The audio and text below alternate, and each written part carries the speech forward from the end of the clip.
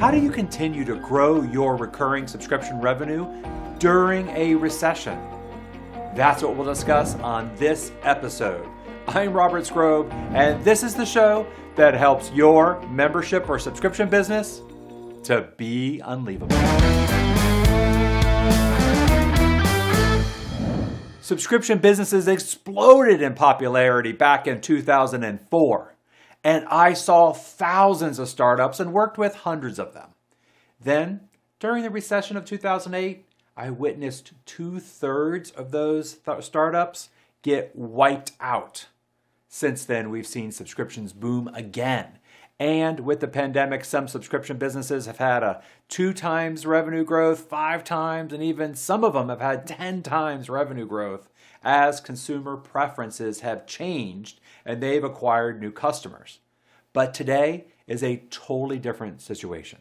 Some of the biggest growth companies of the last 3 years have had layoffs, including Tesla, Coinbase, Netflix, Peloton, Meta, and Twitter. Understandably, this has a lot of consumers worried.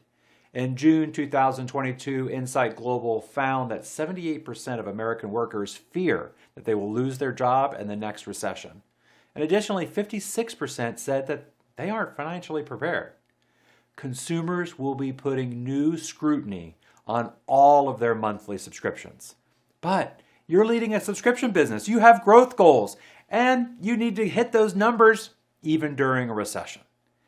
In this episode, I'm going to reveal the 5 keys to surviving and thriving during slow economic times when consumers are otherwise cutting back on their expenses and subscriptions. Before we dive in, press the like button and also subscribe to this channel to make sure that you're the first to know about future episodes. There's been a couple of big stories recently that demonstrate several important lessons for growth in the subscription business. First, there's Six Flags, the theme parks. They have been an early adopter of the subscription business model. Thus, it was big news within the subscription world when during a recent conference call with shareholders, the Six Flags CEO said, "We became a cheap daycare center for teenagers." With a price strategy focused on discounting, Six Flags has experienced problems with that other theme parks are actually experiencing record attendance. During the past year, the company has said that it has lost 2 million season ticket holders who did not renew their membership. As a result, total revenue for Six Flags for the quarter has decreased by 5% to $24 million, fueled by lower attendance. Six Flags' price strategy attracted the wrong type of customer. Remember when Groupon was all the rage about 10 years ago? A business could create a special discount offer through Groupon to generate a flood of new customers. However, those customers were the least loyal and the most likely to mistreat the company's employees.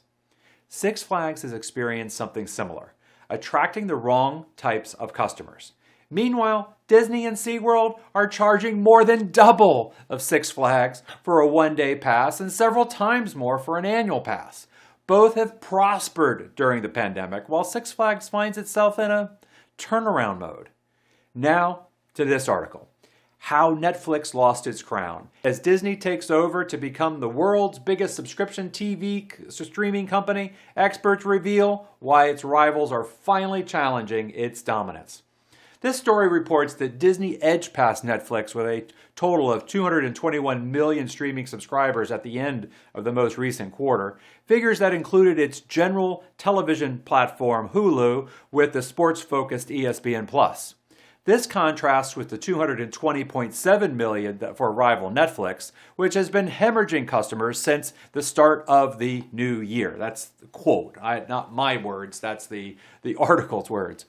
When you add up the Hulu, ESPN, and Disney Plus, then Disney has more subscribers than does Netflix. And really, this is an apples to oranges comparison, and it's actually rather kind of tabloidish to even make this comparison. For instance, Disney counts me as 2 subscriptions, as I'm subscribed to both Hulu and Disney Plus. Thus, Disney's numbers aren't really comparable to Netflix because Disney counts subscriptions, whereas Netflix reports subscribers. Under normal comparisons, Netflix is still in the lead, and yet Disney is gaining. Going forward, Disney is actually in the much better position to continue growing than Netflix is today. So now, with that setup, with Netflix and both Six Flags, let's step into the 5 keys to surviving and thriving during slow economic times when consumers are otherwise cutting back on their subscriptions. The 5 keys are: number 1, target; number 2, monetize; number 3, diversify; number 4, pricing; and number 5, be unleavable. First, number 1, target.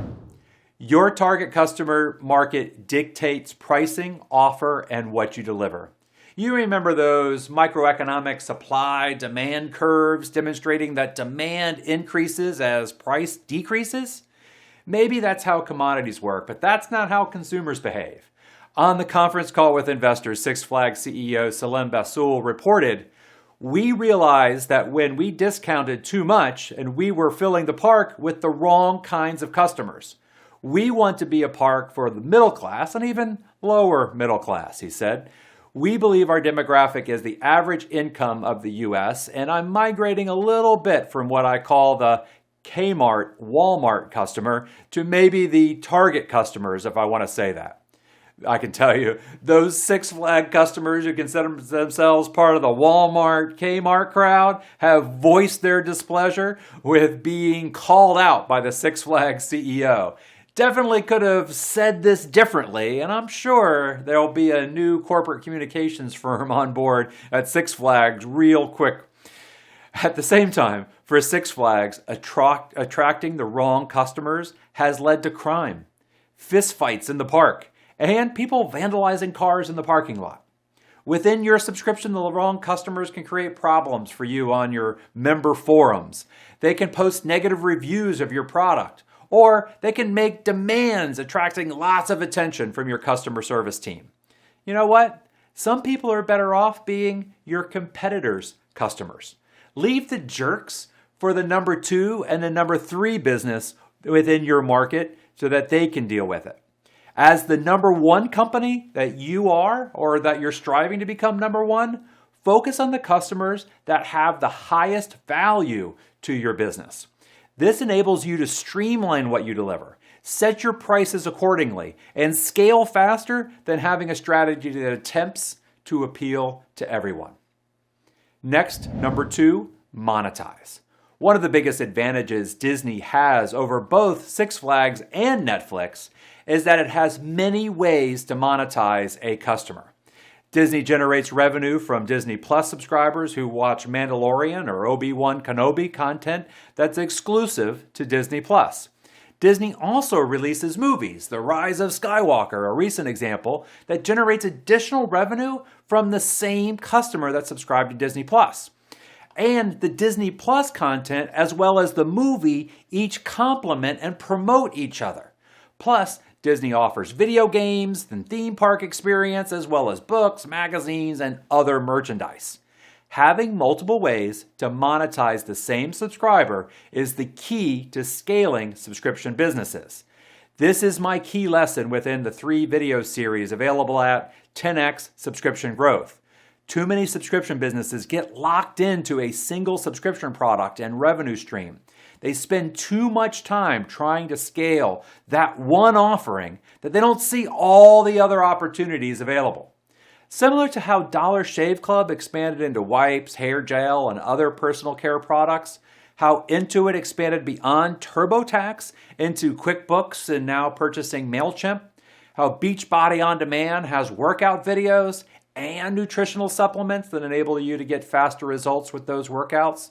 Smart subscription businesses create systems that monetize new subscribers and unconverted leads to get more revenue and return on investment from their marketing efforts. Number 3, diversify. The New York Times has made a revolutionary turnaround from a print publication mostly generated by advertising sales to 10 million paid subscribers happy to receive a product delivered digitally. And even though they've built a huge subscription-based revenue stream, advertising and sponsorship revenue are still a major revenue source. What percentage of your revenue comes from sources beyond your subscribers? From the nonprofit association world where I came from 20 years ago, non-dues revenue of about 50% was what we were shooting for. Non-subscriber revenue enables you to deliver better products and services to your subscribers, and it allows you to disrupt your industry by increasing your advertising spend to attract more new customers. Like the New York Times, it could be selling advertising that allows those advertisers to access your subscribers. With subscription boxes, they often actually contain sponsored items in the box. And those companies that own those items pay to play so that they get their item inserted into the box. They give the item to the box for free and often actually even pay a cash payment to the subscription box company so that they can be featured in the box. It's worth it to them to put their product into the hands of all of those box subscribers, and it generates another revenue stream for the company that owns the subscription box. There could be a sponsored email send where you partner with another business to send emails to each other's lists. Netflix has announced an ad-supported subscription tier, which many see as revolutionary. This is really just a normal transition as a subscription business hits growth ceilings within the subscription-only model. During boom times over the last couple of years, you may have been able to grow while ignoring these opportunities. Going forward, non-subscriber revenue may be critical to determining whether you continue to grow. This brings us to number 4, pricing. Six Flags admission to the Great Adventure in Jackson, New Jersey costs about $45, while SeaWorld Orlando costs $116, more than double what Six Flags costs. If you don't know anything about comparing two products, one costs double what the other, what's your impression about their relative value?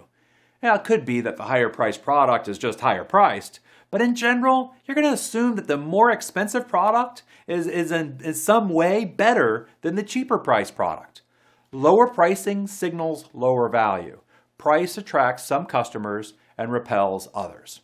And that's for that reason that pricing strategy is such a critical element of the free 3-video series that's available at 10xsubscriptiongrowth.com. If you haven't done it lately, you are likely long overdue for a price increase. This year, I've worked with more than half my clients on their pricing strategy, with many successful price increases already this year. Then lastly, number 5, be unleavable. There are a lot of ways to improve subscriber retention. What I found is that it all begins with a solid new subscriber onboarding. And there's never been a faster, easier way to fast track your results than implementing a 7-day, 7-email onboarding series. Implementing this sequence changes the way your team thinks about subscribers. Rather than a focus on getting new subscribers, the focus changes to building relationships with the subscribers you generate, to making subscribers more excited about what you deliver a week after they joined than the day that they began their subscription. This change in approach and attitude then enables you to implement onboarding videos, a 100-day communication plan, and monthly deliverables that improve the retention in all phases of your subscription program.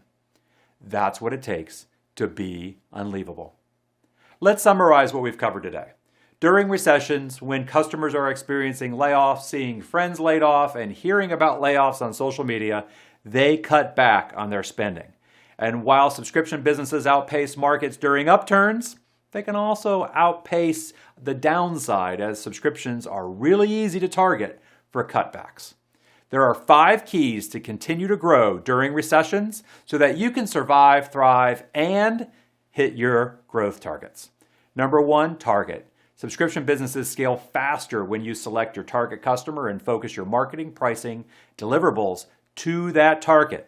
For some, it's counterintuitive that targeting fewer prospects generates more customers, but that's the power of focus. Number 2, monetize. You've got to get the most out of every new subscriber and unconverted lead through upgrades, cross-sells, and upsells.